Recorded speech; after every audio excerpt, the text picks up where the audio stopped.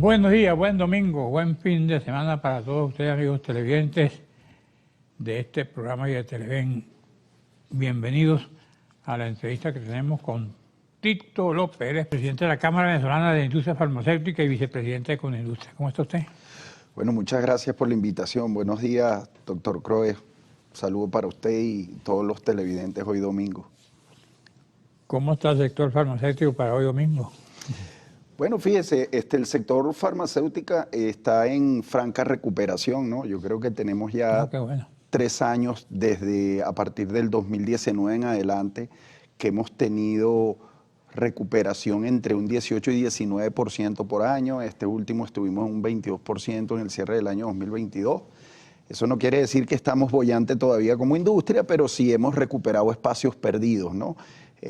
Bueno, lamentablemente parte de lo que fue 2019-2020 fue por el flagelo del COVID, donde se aumentó la venta de todos los productos que eran terapia coadyuvante para este flagelo, ¿no? Pero sin embargo, en el 2022 fueron estabilizando algunas clases terapéuticas, como lo llamamos nosotros en el mercado farmacéutico, como lo que son los cardiovasculares, productos metabólicos, también se mantienen los analgésicos antiinflamatorios, algunas soluciones nasales. Y hoy día llevamos en el primer semestre un acumulado del 4.85% versus el mismo lapso de tiempo del 2022. ¿Es bueno? Bueno, quisiéramos estar mejor, pero bueno, es positivo porque vamos, gracias a Dios, en números azules. Como le decía, todavía hay mucho camino que recorrer, todavía hay muchos productos farmacéuticos que tenemos que sumar dentro de todo lo que viene siendo el mercado farmacéutico. Pero me decía a mí un farmacéutico que justamente está desempleado, veo, es que han cerrado muchas farmacias. ¿Verdad? Hay algún caso de que en su momento cerraron una gran cantidad de farmacias, sobre todo en crisis, porque bueno, evidentemente con un 80% de desabastecimiento que teníamos, prácticamente las farmacias tenían que diversificarte y buscar otros caminos para mantenerse, ¿no? También hoy día, hace unos 2 años más o menos ha crecido el número de farmacias, estamos por encima de las 6.300 farmacias y hace 4 años atrás no llegábamos a las 3.000. Tito, la gente sigue creyendo en la medicina tradicional, en las viejas farmacias. Mire, doctor, o acuden sí, a los ungüentos, a esas cosas, para curarse los dolores. Sí, la farmacia de botiquería, quizás el concepto sí ha perdido un poco. Las boticas como tal. Nosotros inclusive a través del motor farmacéutico hemos estado revisando también el uso de los productos naturales, volver a tratar de recuperarlo, las fórmulas magistrales en su momento. Yo me crié en farmacia toda la vida y que si el jarabe de lamedor, la pomada de belladona, todo eso, que eran fórmulas magistrales que se hacían en la recetura de la farmacia, ¿no? Eso sí ha perdido en gran parte. Yo creo que ese es un punto que pudiera revisarse, ¿no? Y aquí hay negocios que se ocupan de vender productos que no son precisamente farmacéuticos. Sí, un poco metiéndole a la brujería. Sí. Bueno, ese es uno de los puntos que también nosotros hemos tocado responsablemente con todos los entes que hacen vida en el sector farmacéutico, inclusive organismos oficiales. Ahí está el 6CPC de la Comisión de Delitos contra la Salud, que Guardia Nacional, Policía Nacional Bolivariana. Hemos estado revisando algunos casos donde hay expendios de medicamentos que no son debidamente instalados y permisados, ¿no? ¿Y eso? ¿Cómo combaten eso? Bueno, mire, eso es a través de denuncias que se han formulado. Nosotros hacemos seguimiento a través también de la comisión que tenemos de ilícito y contrabando dentro de lo que es la Cámara. Es una comisión integrada por varios farmacéuticos que están todo lo que es en aseguramiento de la calidad y tiene que ver con la farmacovigilancia. Y a través de los organismos oficiales, Contraloría Sanitaria y en algunos casos también regionalmente, se manejan las denuncias pertinentes que nosotros podemos captar como tal. Ahora, Tito, me dicen que entra mucha medicina de contrabando, de Estados Unidos, de Colombia, de todas esas partes. Sí, fíjese que... Sin ningún permiso. Sin ningún tipo de permiso. Y con alguna complacencia, además. Claro, en su momento se dio algunos casos. Yo no quiero decir que eso está en su totalidad radicado, no, eso todavía tenemos que seguir haciendo un trabajo, pero como decimos nosotros en la Cámara, pero eso no es un trabajo solo también del gobierno, eso también es un trabajo del consumidor que debe evitar estar comprando medicamentos en las páginas sociales, Twitter, Facebook, en grupos de WhatsApp, etcétera. ¿Por qué? Porque el medicamento tiene que estar tiene que cumplir con una serie de patrones en cuanto al almacenamiento, a la distribución. Si están por más de 27 grados pueden perder eficacia terapéutica, si les pega la luz solar también, porque hay algunos que son fotosensibles. Entonces, la recomendación es comprar única y exclusivamente los medicamentos a través de la farmacia debidamente instalada. Hay un portal muy famoso que la gente acude mucho a él para importar de todo. ¿Cómo se llama? Sí, hay algunas farmacias que en su momento, bueno, a farmacias independientes que también como una labor en positivo, trataban de importar o importaron medicamentos de empresas transnacionales que ya no están en el país, ¿no?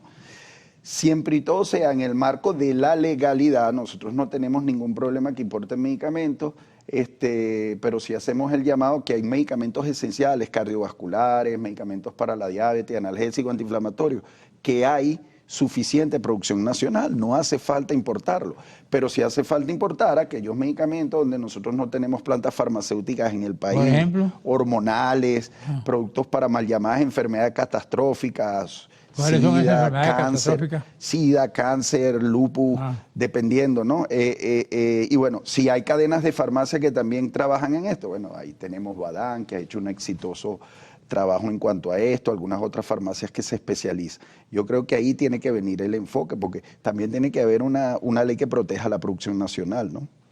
Hay una alerta sobre productos importados. ¿Qué pasa ahí?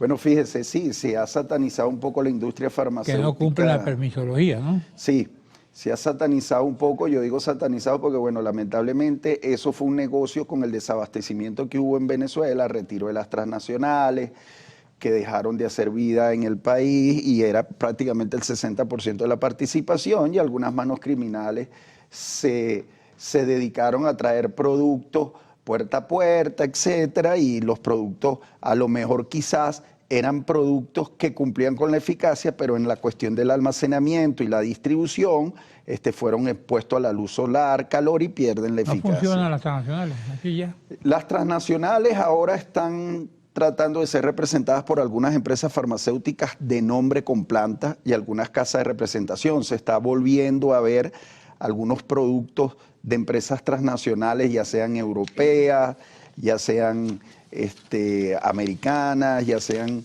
empresas inclusive regionales, hablo de Sudamérica, América Central, que están entrando al mercado farmacéutico. Aquí leo que el Ministerio Público está investigando esas importaciones. Vamos a un receso y te dejo la pregunta. ¿Cómo no? Gracias.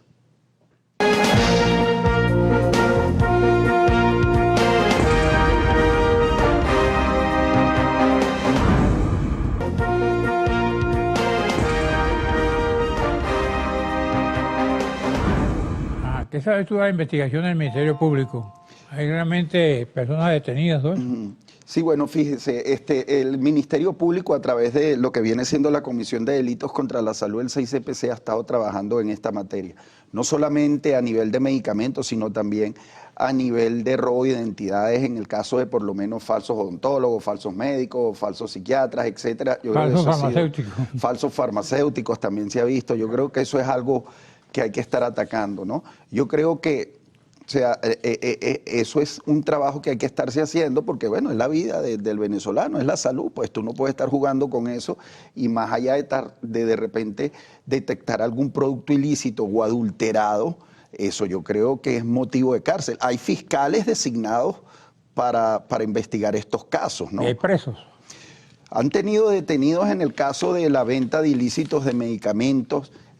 Así han hecho trabajos también con algunas empresas clandestinas que han adulterado algunos de ellos, ¿no? Hay medicamentos que le han colocado cal, otros le han puesto agua, yodo, dependiendo del tipo de medicamento. Imagínense, se han visto casos con anestésicos, imagínense adulterar un anestésico, ¿no? Entonces yo creo que esos hay que perseguirlos y que le caiga todo el peso de la ley, pues.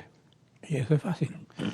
Bueno, ahí hay que hacer quizás un trabajo arduo, presión. Hemos tenido colaboración por parte de los entes que hacen vida en el organismo de seguridad.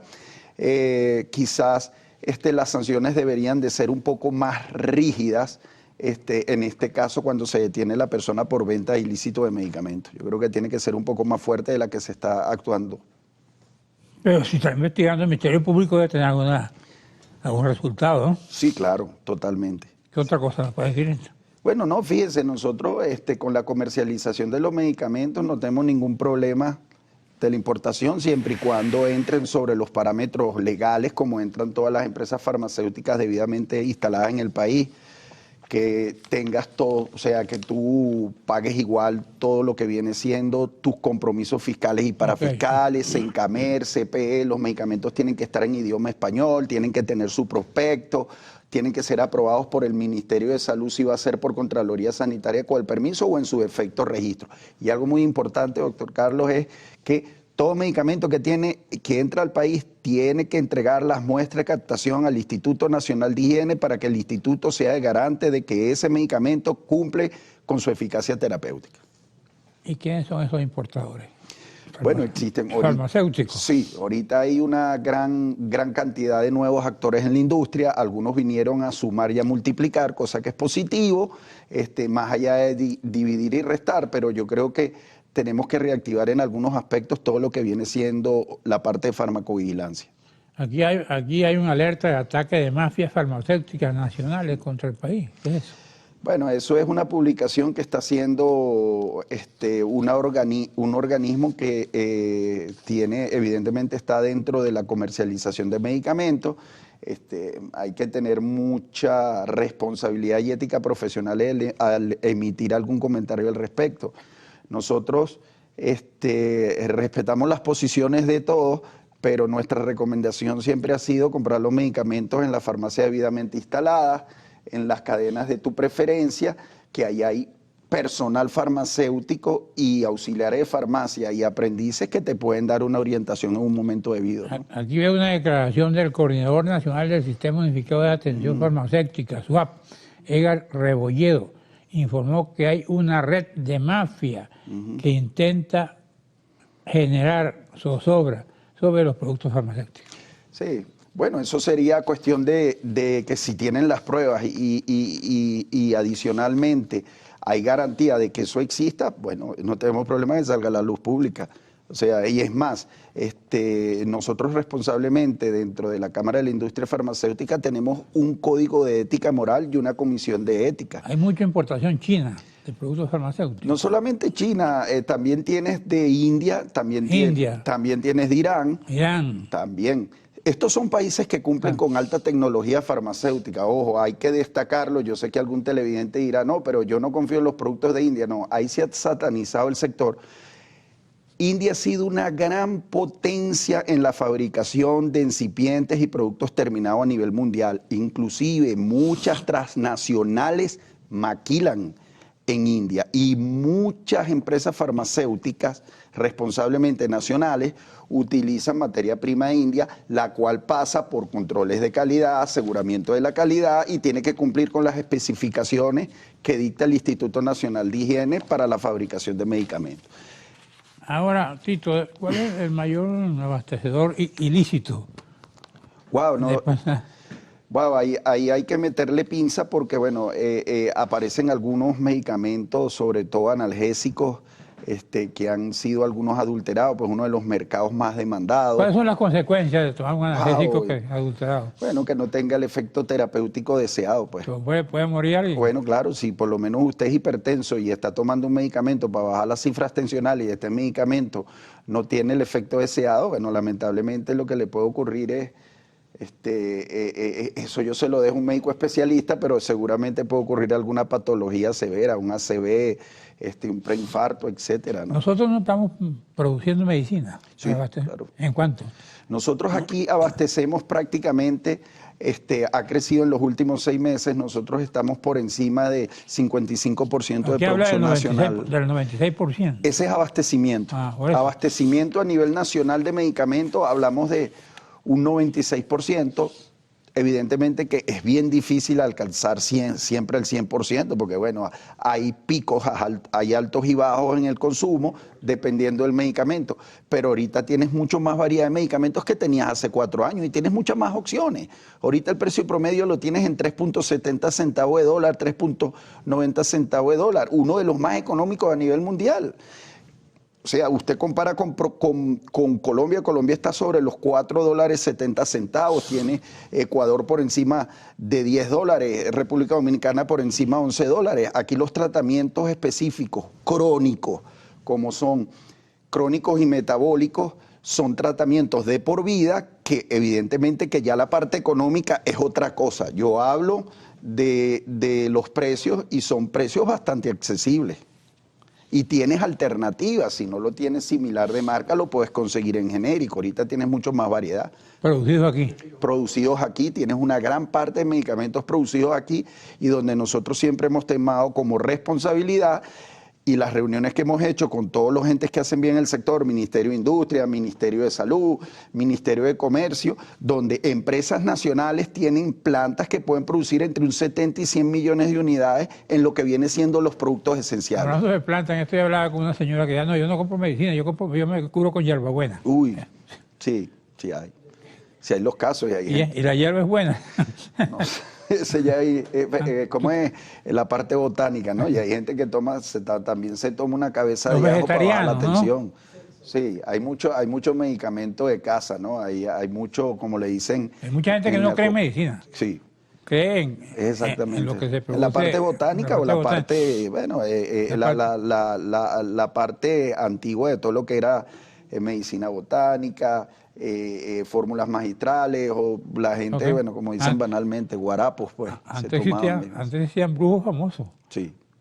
¿Cómo no? Yo cuando era visitador médico trabajaba por la zona de Cúpira y El Guapo y había un curandero que tenía más pacientes que cualquier especialista. Eso ocurría en Falcón, yo recuerdo de Falcón, y recuerdo un sitio de Curitiba donde es mi señora, donde había un señor llamado Lucas Rosell, no sé si vive todavía, pero ese señor le hacían cola para recetarse. Sí, y los médicos protestaban.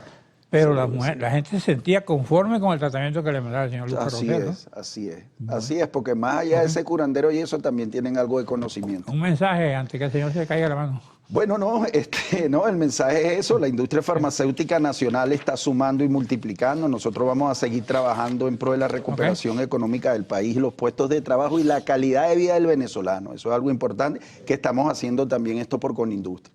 Y igualdad de condiciones. ¿Hay un medicamento para hacer crecer el pelo?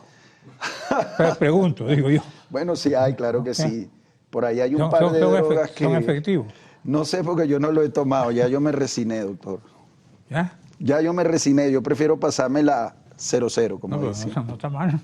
Gracias. Gracias, ¿no? Gracias a usted, televidente. En la primera parte voy a conversar con John Magdaleno, politólogo, magíster en ciencias políticas y especialista en análisis de datos, ciencias sociales. Gracias. Gracias.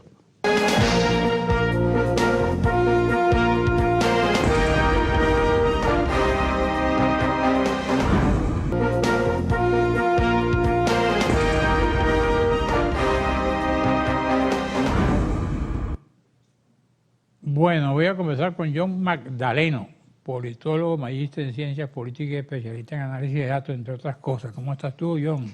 Bien, don Carlos, ¿qué me cuenta de nuevo? Buenos días. Don John, ¿cómo están las cosas? Bueno, guapeando en este país que siempre tiene sorpresa, usted sabe. ¿Sí? ¿Cuál es la última sorpresa?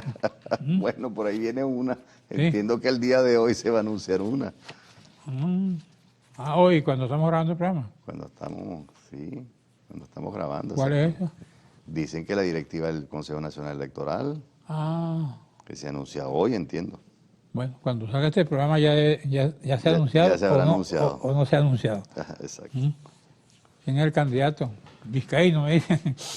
No, por ahí se habla de Amoroso. Amoroso también. Sí. Bueno, entre otros, porque la directiva está integrada por 5 miembros. ¿A ti no te provoca estar en el CNE? En lo absoluto, mi estimado Carlos. ¿Seguro que no? En lo absoluto.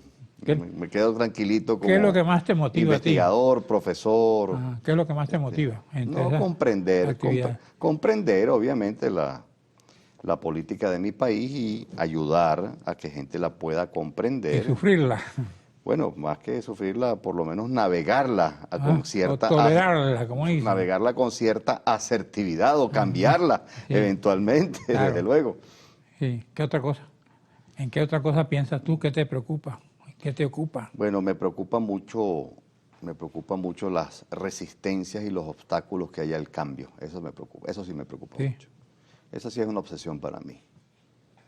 Sí. ¿Y estás trabajando para que eso cambie. Si yo le contesto esa pregunta, don Carlos, usted sabe lo que va a pasar con mi trabajo. Bueno, en la respuesta está, pero para que sepan lo que él piensa, así que tome las sanciones necesarias. Aquí dice que Venezuela inicia campaña de las primarias. ¿Qué es esto? ¿Cómo ves tú eso? Bueno, es una lección que tiene sus complejidades, pero sobre todo lo que más me preocupa, hablando de preocupaciones, sí, es que los candidatos que más probabilidades tienen de ganarla, ambos están inhabilitados, ambos. Entonces, obviamente, la primaria puede servir para varias cosas más allá de la selección de una candidatura unitaria de oposición, para crear un clima de opinión favorable de cara a la presidencia. Me parece que eso es una función importante para movilizar a la gente, sacarla de su casa, estimularla a participar, pero obviamente hay que resolver el problema de fondo. ¿Qué hacer entonces si alguno de los candidatos que tienen más probabilidad de triunfo está inhabilitado? Hay que sustituir. Y la sustitución, el mecanismo de sustitución no está resuelto. ¿Ahí no es la figura del suplente? No está. Yo propuse el año pasado, y creo haberlo mencionado aquí mismo en su programa, propuse con motivo del debate sobre la primaria que si se celebraba, me parece que una buena fórmula podía ser escoger una terna de candidatos, es decir, que los electores escogieran a 3 en orden de prelación, es decir, conforme la mayor votación en orden descendente. Esa proposición no se acogió y bueno, ahora está planteado el problema de que algunos están inhabilitados. ¿Tú has conversado con gente política sobre esto? Sí, desde el año pasado. ¿Qué receptividad observas? A la propuesta de la terna, 0. En la oposición. A la propuesta de la terna, 0, no hubo. ¿Por qué? Lo ignoro, don Carlos, no me atrevo a especular. Lo ignoro. Ahí se manejan escenarios, análisis, etcétera, pero vamos, a veces no es sencillo que una recomendación llegue al destinatario final o a los destinatarios finales. ¿Y si llega no lo aceptan? Bueno, es que el trabajo del consultor es muy amargo, claro, entre otras cosas porque los consultores recomendamos. No podemos tomar la decisión. Entonces, si tú fueras mi consultor en este momento, ¿qué recomiendas? Respecto del programa, irnos a la pausa porque creo que ya estamos en el tiempo. No, todavía no. Todavía no. Adelante, ¿qué otra cosa? Sí, no. Si usted fuese un político y yo fuese su consultor, mi principal interés sería, obviamente si usted es un político que desea el cambio en el país, mi principal interés estaría centrado en darle herramientas para que usted logre estimular a los venezolanos para que se conviertan también en sujetos y protagonistas del cambio. Ese sería un curso de acción, una línea estratégica muy clara. ¿Tú sientes una población pesimista o desganada para el voto? El año pasado sí lo sentía, ya no. ¿No? La gente está entusiasmada. Yo veo una población irritada. ¿Ah? Yo percibo una población irritada. Irritada, molesta. Pero dispuesta a votar. Con rabia, sí, y los números de disposición a ir a votar vienen aumentando. ¿En cuánto? Sí. ¿Cuánto bueno, es? Por ejemplo, en el último estudio de Delfos, encuesta que cerró el mes de junio, finales del mes de junio. ¿Delfos es tu empresa, no? No, Delfos es la de Félix Seijas Hijo. Yo hace años que no hago encuestas de opinión pública, las contrato. Yo hago consultoría. Y obviamente soy profesor universitario, investigador. Pero la última encuesta de Delfos de junio hablaba de 40% de entrevistados que están seguros de ir a votar a la primaria. Supongamos que el número sea una exageración. El resto de los estudios venía diciendo desde octubre del año pasado hasta abril de este año que eso rondaba entre 17 y 25%. Entonces, ¿cuánto significa, don Carlos, entre 17 y 25% de entrevistados, todos electores que le están diciendo que están seguros de ir a votar? Eso o es más de 4 millones o con unos descuentos puede estar alrededor de la cifra de los 4 millones. O sea, disposición a ir a votar es la variable que se mide allí. No participación efectiva, que es lo que se va a registrar el día de la elección primaria. En todos los sectores, clase media, clase alta. Las encuestas son de cobertura nacional. La estratificación es obviamente cuando tú trasladas eso, por ejemplo, de la ciudad al campo, claro, ¿sigue a la misma correlación de fuerza? Hay mayor disposición, pero esto es histórico. Sí, claro. Hay mayor disposición a votar en los centros más urbanizados. Sí, pero esto es histórico. Esto es un comportamiento electoral histórico. Mientras más apartado está la gente de centros urbanos, Es decir, en caseríos pequeños, obviamente, primero el registro y luego la disposición bajan, sí, en términos generales. Aquí dice una declaración que dice: John Magdaleno, la oposición está obligada a crear la percepción de victoria inevitable. Sí. Vamos a un receso, te hago la pregunta. Muy bien.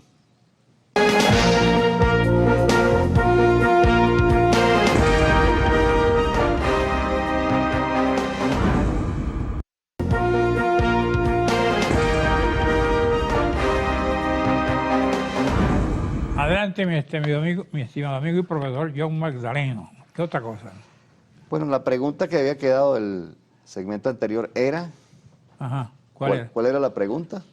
Que si tú sentías entusiasmo para votar en la gente. Sí, no, pero había quedado otra pregunta, me parece. Sí, entusiasmo hay, porque la disposición a ir a votar, en efecto, viene aumentando, como señalaba, desde octubre del año pasado hasta la fecha, hasta junio, que es el último estudio conocido de Delfos. Eso es lo que decías tú, sí. Sí, pero había otra pregunta más. Una declaración tuya, que está por aquí, que dice: la oposición está obligada a crear la percepción de victoria inevitable. Esa era la pregunta. Esa era la pregunta. Sí, claro, porque la primaria es, repito, para crear un clima de opinión favorable a la presidencial. ¿Qué es lo que ocurre, don Carlos? Que el gobierno, en efecto, sí, tiene el control del poder y todavía tiene muchos recursos políticos a su disposición, pero ha perdido respaldo popular. Y esto es bastante fácil de constatar en las encuestas por muestreo de opinión pública. Bueno, todo gobierno pierde respaldo a la medida que avanza, ¿no? Sí, eso ocurre desde la historia que vimos nosotros. Sí, claro, pero este ha perdido mucho ya. Y el caudal electoral también hay registro de que lo ha perdido. ¿Y la oposición ha ganado entusiasmo? Depende de quién se trate, depende de los factores de que se trate, ¿no? En su conjunto, ¿Qué obviamente... factores negativos ves tú en la oposición como analista? Sin temor a... Sí, no, claro, lo ha dicho muchas veces. Falta de coordinación estratégica. Se han cometido muchos errores en los 24 años que han transcurrido. La oposición ha iterado entre múltiples opciones estratégicas que a la postre invalidan las perspectivas de avanzar por la vía de una de ellas. Es el caso de las elecciones. Por ejemplo, si usted deja de participar durante algunas consultas electorales, pierde capacidades organizativas para la siguiente. Entonces, ese es el efecto práctico que esto tiene. ¿Tú crees en el CNE? No, yo no creo en el CNE. ¿Por qué? Yo creo en el poder de las elecciones cuando la gente se organiza. Y yo creo en el poder de las elecciones incluso allí donde no hay democracia, porque hay 44 casos documentados en mi propia investigación comparada, en las que se utilizaron elecciones semicompetitivas o no competitivas para promover una transición. ¿Pero cuál es la solución en el caso del CNE, a tu juicio? Es que la solución no radica en el Consejo Nacional Electoral. La solución radica en hacer a los ciudadanos sujetos del cambio, protagonistas del cambio, que se organicen, que se articulen, que se coordinen, que se movilicen. Por ejemplo, ¿cómo es un canal para eso? La presencia o ausencia de los partidos tradicionales en este movimiento político? Bueno, que sea ADECO, PEI, URD, URD no existe. Por eso, ¿los demás partidos? Me parece estupendo que existan. Ahora, que ofrezcan una contribución, obviamente, a las tareas del cambio. Ese es el punto de fondo, que contribuyan a las tareas del cambio. Porque, bueno, no es, el cambio político en un régimen como el venezolano, un régimen político como el venezolano, no es un asunto sencillo. ¿Qué otra cosa recomendarías tú en este momento? Bueno, recomendaría, como lo he dicho en otros lugares, para un cambio político no basta una coalición de partidos de oposición. Recomendaría el diseño y la puesta en marcha de un movimiento social que integre a los venezolanos que quieren hacer algún aporte en la dirección del cambio político. Tú dices que 4 millones de venezolanos votarían declaran tener disposición a votar, eso es lo que he dicho. Eso es lo que están registrando las encuestas, como el caso de la de Delfos del mes de junio. Eso es lo que declaran. ¿Cuál otra recomendación harías tú? Bueno, estaba formulando una que es la del movimiento social. Además de una coalición de partidos, hace falta, en mi opinión, en Venezuela configurar un movimiento social que recoja, organice, articule. ¿Y dónde están los líderes para ese movimiento social? Bueno, de la propia sociedad civil, del mundo sindical, del mundo de los gremios y los colegios profesionales, del mundo de las ONGs, del mundo de los defensores de derechos humanos, del mundo, es decir, de la sociedad civil. Ahí están los líderes. ¿Quiénes están protagonizando las protestas del año pasado? Ajá. Los dirigentes sindicales y gremiales. Ajá. Ahí está una parte del liderazgo. ¿Tú no has pensado nunca en lanzarte como candidato de nada? No, nunca. No. Nunca, no tengo ningún interés. ¿Pero qué gano? No, que mi papel no es ese. ¿Ah? Ese no es mi papel. Te pregunto, pero a veces... Yo soy politólogo. Todo el que respira, ¿Qué hacemos los politólogos? Alguien me decía, todo el que respira, aspira. No, y tú respiras, aspira. Créame que yo no tengo ningún interés. Yo Estamos soy politólogo, terminando... me gusta estudiar la política. Estamos determinando cuál es tu evaluación en este momento y qué recomendarías tú a la gente. Mi evaluación de este momento es que el gobierno está en una situación de vulnerabilidad y que lo que se requiere del lado de la oposición es más coordinación estratégica. Mi lectura del momento es que en efecto el gobierno encara una situación económico-financiera difícil.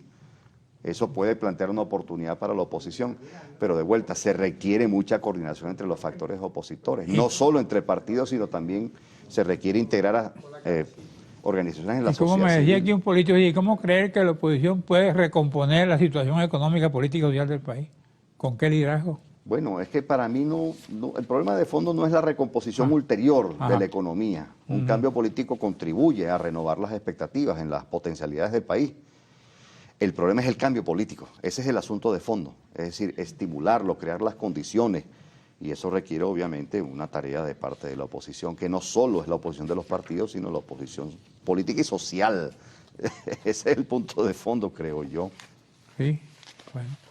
¿Y si tú fueras en tu responsabilidad nombrar un CNE, a quién nombrarás como presidente? Caray, hay varios buenos.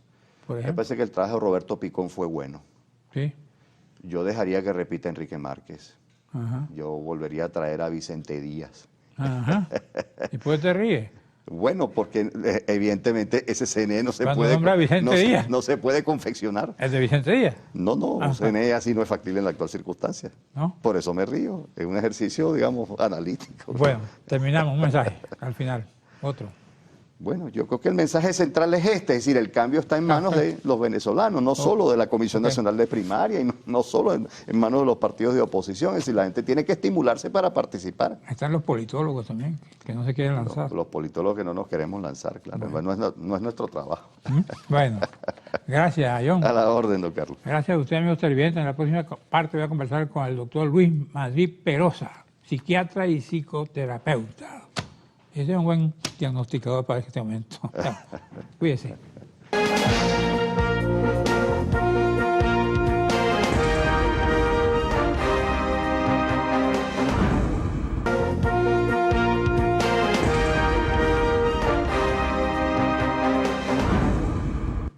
Bueno, doctor Luis Madrid Perosa, iba a decir Pereza, pero es Perosa. Perosa, exactamente. Psiquiatra. ¿Ese apellido Perosa dónde viene?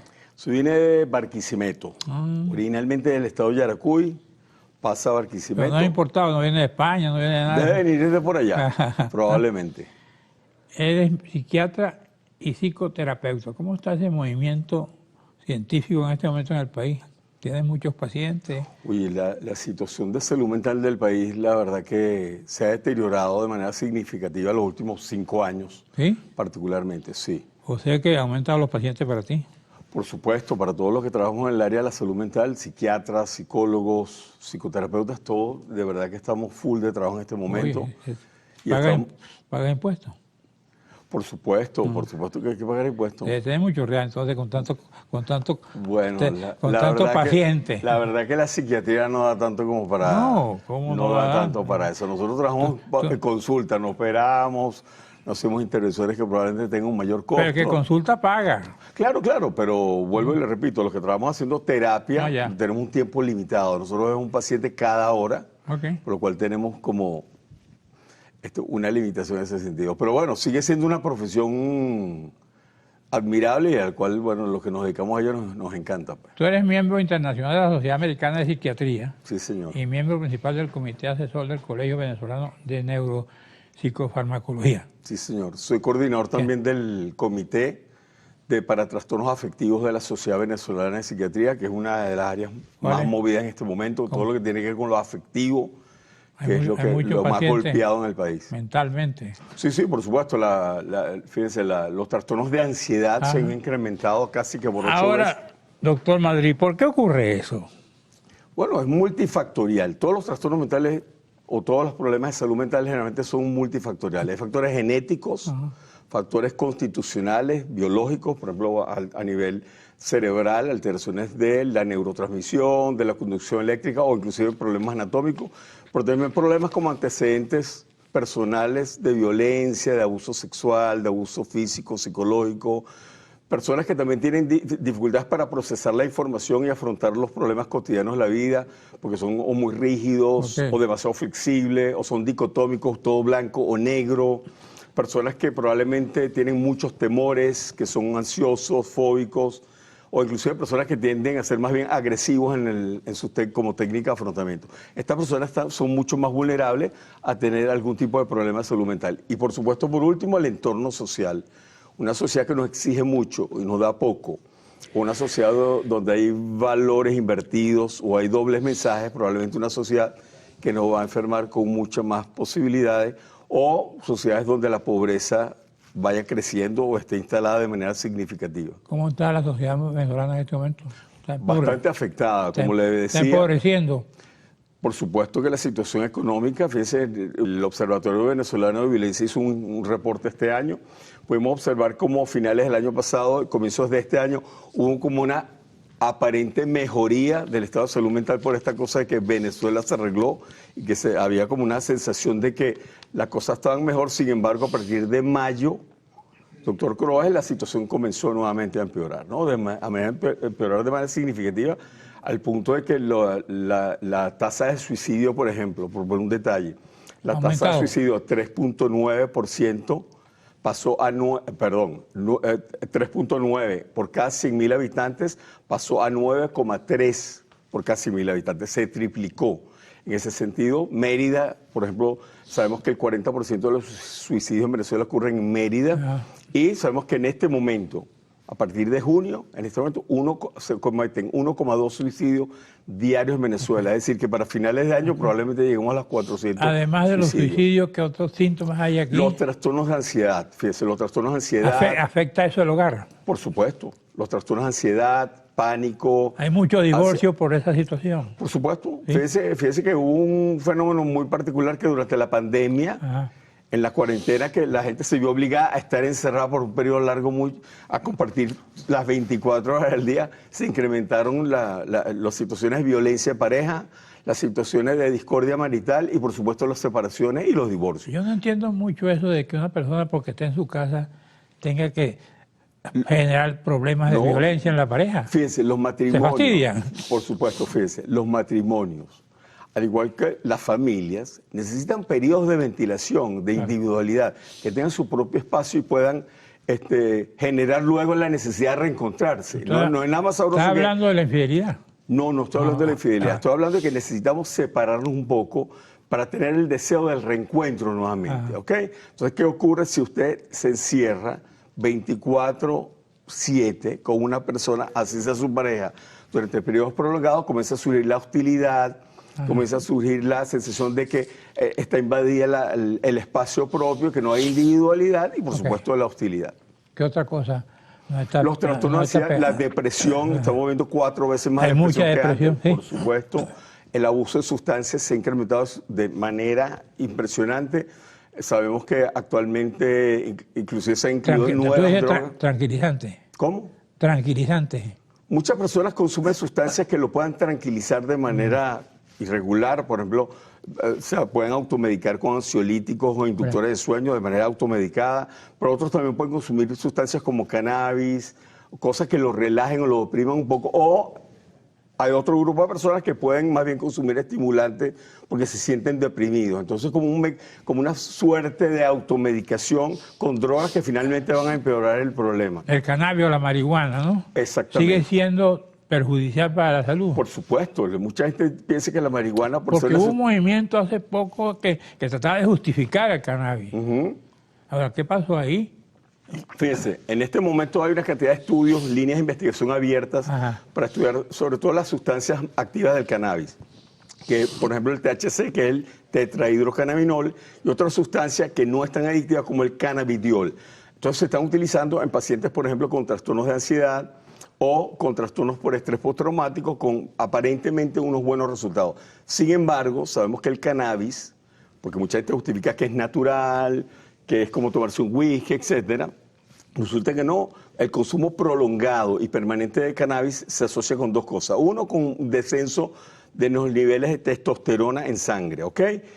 Y los consumidores de cannabis, de marihuana, con mucha frecuencia pueden tener niveles de testosterona, por lo cual pueden sufrir más de depresión, de apatía, pueden sufrir de oligospermia y problemas de fertilidad. Pero por otro lado, el cannabis sabemos que produce un síndrome, lo que llamamos síndrome amotivacional, porque es que el lóbulo frontal, que es el lóbulo social del ser humano, se empieza como a disfuncionar, a apagar, y produce inhibición en la conducta social. Entonces la persona comienza a descuidarse en su arreglo y aseo personal, comienza a tener poca motivación, pocas aspiraciones sociales, se aíslan socialmente, y comienza a tener un estilo de vida un poco como hippie en el buen sentido de la palabra, como aislarse de la sociedad, tener un estilo de vida aislado, outsider de la sociedad, y lo cual lo va conllevando inevitablemente a una situación de deterioro cognitivo. Cuando alguien se crece la barba mucho, eso es un síntoma. No necesariamente. Pudiera ser un síntoma. El arreglo del aseo personal, cuando hacemos un examen mental, una de las cosas que evaluamos es el arreglo del aseo personal.